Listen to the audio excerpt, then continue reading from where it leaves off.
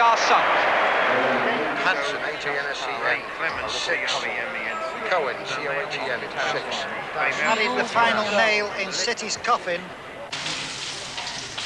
Joe Corrigan let in 3 goals. Malcolm thought he should have saved at least one. It's a bad goal. He's not gone in the net about 2 miles an hour. How can that be a good goal? From 20-odd yards. I see what your point. We're looking at it from the other point of view. You're looking at it, you're dreaming up miracles. You're saying he did this, he did it. He turned, he made a little chance and he had a shot. And it's gone like that and it's gone in the net. If it had been anybody else, you wouldn't even mention it. There are not many players who can do that. What? Make the ball bounce? Yeah, I'm sure that. Sure they can do that.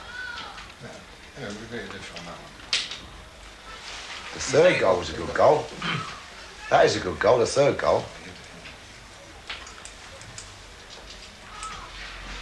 Good goal, fuck me.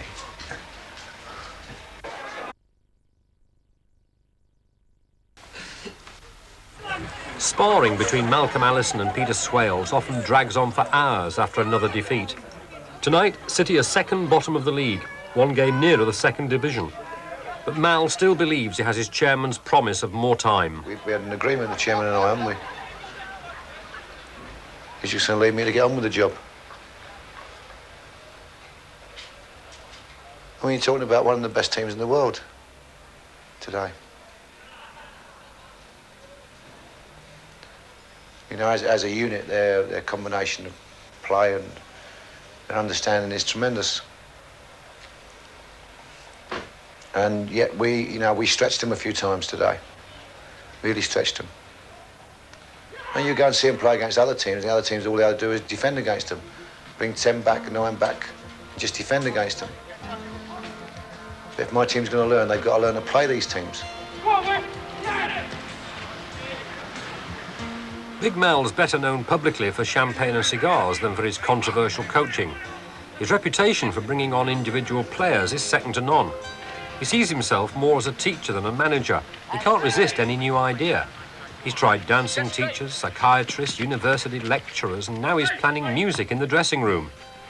As a player, he was known as the master of the West Ham Academy until his career was cut short when he lost a lung. Now he's 53, he goes on inventing elaborate tactics, but they're not always understood. Mac is 20 yards behind me. It doesn't make any difference. I mean, you see, he was the one who causes all the problems. If you win the ball off him there, if you win possession there, you're only 30 yards from goal. But he wasn't going there and getting the ball. He was just dragging me in there and McDermott's coming off Mackie. But I mean, McDermott wasn't a problem. It wasn't a problem. Well, I'll tell you what, he went on about 5 runs and he was on his own. I know he went on 5 runs, but still, Souness was the one who was the problem and caused us all the problems.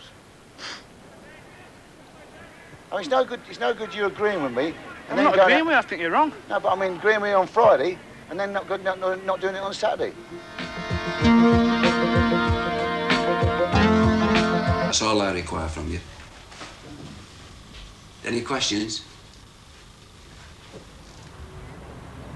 To me, it's a very, very sad day. I thought the joy was just coming, you know, it was just developing now. And I was going to get some of the pleasure. And I'm not going to get any of the pleasure. Maybe some, maybe I'll see they do well in the future and I'll be pleased and it will please me.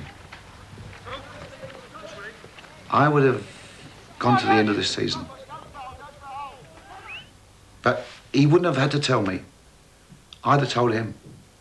If I couldn't see any light and I couldn't see any progress and I couldn't see that I was getting anywhere, yeah, I'd have told him. I'd have said, look, I'm not going to make it, I'm not doing it. But I know that I was on the right lines. I know that it was going to happen. And that's what's hurting me. The most important book I've ever read is The Master Game by Robert E. Ropp, an American. And he talks about the games of life. He talks about the war games, the money games, you know, he calls them the pigs in the trough. He talks about the association, the games of life with man and woman. But the most important thing in the book to me was, he said, the most dangerous thing any person can have is an ego. And when I read it, I realised, you know, he was absolutely correct. But aren't you famous throughout the land as having a massive ego? You know, people think so. But I couldn't be sitting here talking to you if I had a massive ego at the moment, because I've just been sacked from my job. Means that I'm incompetent in my job. And if I had an ego, that would be the most destructive thing, and therefore, you know, no way I could handle this situation.